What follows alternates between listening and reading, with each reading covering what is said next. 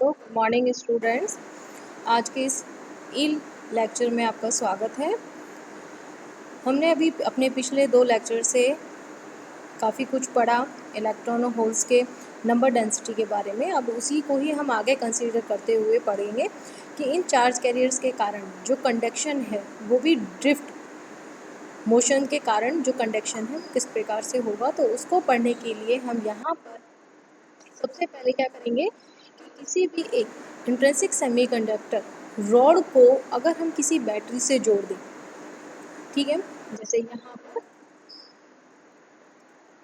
ये देखिए इनके जो ये दोनों पॉइंट्स हैं, इसको और इसको हमने एक बैटरी के थ्रू जोड़ दिया है। इंट्रिंसिक सेमीकंडक्टर हमने इसमें लिया है, जिसके कारण क्या होगा कि अब इंट्रिंसिक है तो इसमें होल्स और इलेक्ट्रॉन्स यानी कि जो चार्ज कैरियर्स हैं वो इक्वल होंगे, और दोनों ही जो चार्ज कैरियर्स हैं वो क्या होगा कि इलेक्ट्रॉन जो है वो तो पॉजिटिव टर्मिनल की तरफ और होल्स जो है वो नेगेटिव टर्मिनल की तरफ अट्रैक्ट होंगे, जिसके कारण वो उधर फोर्सली मूव करेंगे।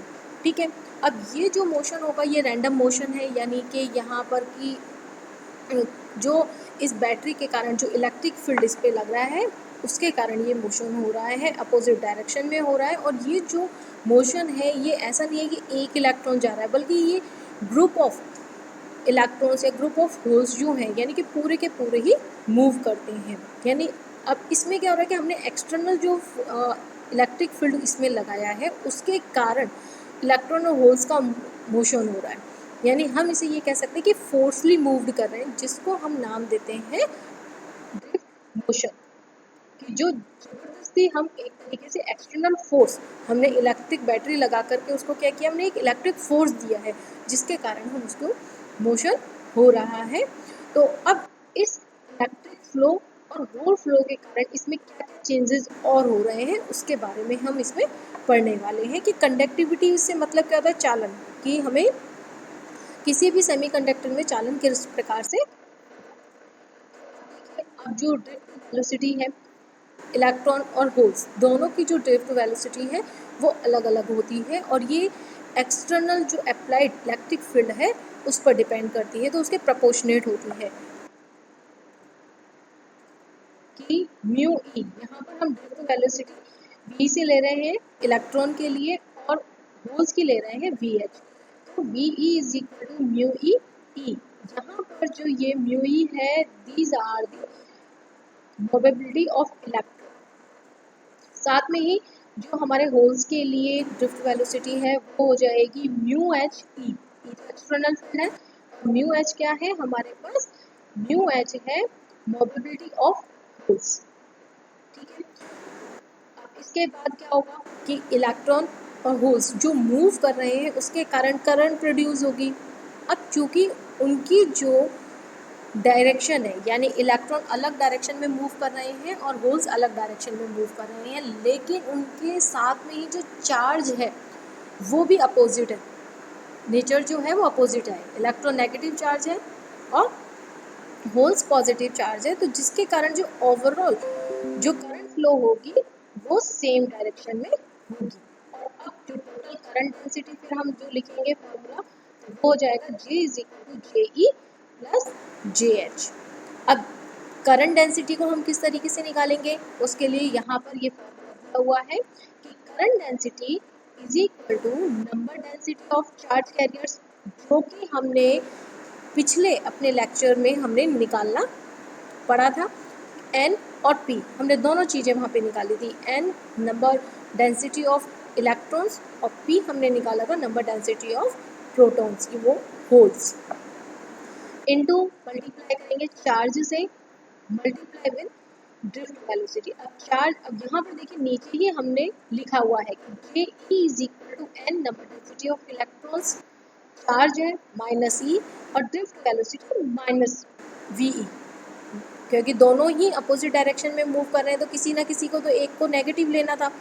ठीक है, तो जिसके कारण क्या हो जाएगा, अब ये ओवरऑल हो गया N E V E, V की वैल्यू हमने म्यू ई ई रख दी है, तो यहाँ पर हमें ये वैल्यू प्राप्त हो जाती है। इसी तरीके से जब हम होल्स के लिए बात कर रहे हैं तो होल्स के लिए हो जाएगा हमारे पास p number density of holes plus e charge of holes और plus VH drift velocity of holes, और इनको जब हम मल्टीप्लाई करते हैं तो इस तरीके से हमारे पास दोनों ही इलेक्ट्रॉन और होल्स जो चार्ज कैरियर हमारे पास है उनके लिए करंट डेंसिटी की वैल्यू प्राप्त हो जाती है। अब इनको जब हम एडिशन करेंगे, जैसे हमने अपने यहाँ पर पिछली ये जो वीडियो है पिछली जो स्लाइड थी कि यहाँ पर अब हमने जो ये ऐड किया है, तो इस तरीके से हमने इन दोनों की वैल्यूज इस इक्वेशन में रख देते हैं। तो देखिए हमारे पास वैल्यू क्या हो जाती है, J is equal to JE plus JH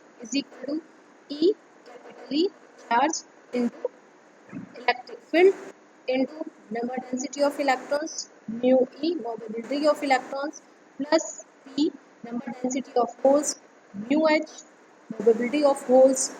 इन सभी को इस तरीके से हम कभी भी करंट डेंसिटी निकाल सकते हैं और इसका मात्रक है एम्पियर पर मीटर स्क्वायर। अब जो हमारा मेन पर्पस था कि कंडक्शन ड्रिफ्ट मोशन के द्वारा जो कंडक्शन निकालने का, तो हम उसको किस तरीके से निकालेंगे, इसके लिए हम इलेक्ट्रिकल कंडक्टिविटी का फॉर्मूला निकालेंगे। इलेक्ट्रिकल कंडक्टिविटी को हम डिफाइन किस तरीके से करते हैं, इज इक्वल टू J/E, यानी कि current density divided by electric field, यानी पर यूनिट इलेक्ट्रिक फील्ड जो करंट डेंसिटी है उसको हम इलेक्ट्रिक कंडक्टिविटी से डिफाइन करते हैं। अब यहाँ जो हमारे पास फॉर्मूला था ये वाला, तो इधर से हमारे पास E को हमने नीचे लिया, तो हमारे पास E is equal to sigma is equal to E into N mu E plus P mu H, इसका मात्रक है मोह पर मीटर। अब सेकेंड हमने निकालना है रेजिस्टिविटी, तो रेजिस्टिविटी जो है वो है rho is equal to 1 by sigma is equal to, हम इस तरीके से निकाल लेते हैं। और इसके बाद अगर हम मैथमेटिकली इन्हें कैलकुलेट करना चाहें तो हम 300 केल्विन टेम्परेचर पर इन फॉर्मूलों में जर्मेनियम और सिलिका इन दोनों के लिए ही रेजिस्टिविटी की वैल्यू निकालते हैं, जो हमारे पास ये प्राप्त होती है। छोटा सा डेरिवेशन था, इजी है, तो आप इसको खुद करने की कोशिश करें। और जो तीनों ही हमारी अब ये जो वीडियोस हैं इससे मिलकर हमारा ये टॉपिक कंप्लीट हो जाता है। अब नेक्स्ट लेक्चर से हम एक्सट्रिंसिक सेमीकंडक्टर के बारे में पढ़ने वाले हैं, सो आप उन्हें मिस ना करें और साथ में ही जितनी भी हमारे अभी तक के लेक्चर्स हैं उनको अच्छे से पढ़ें। Thank you so much.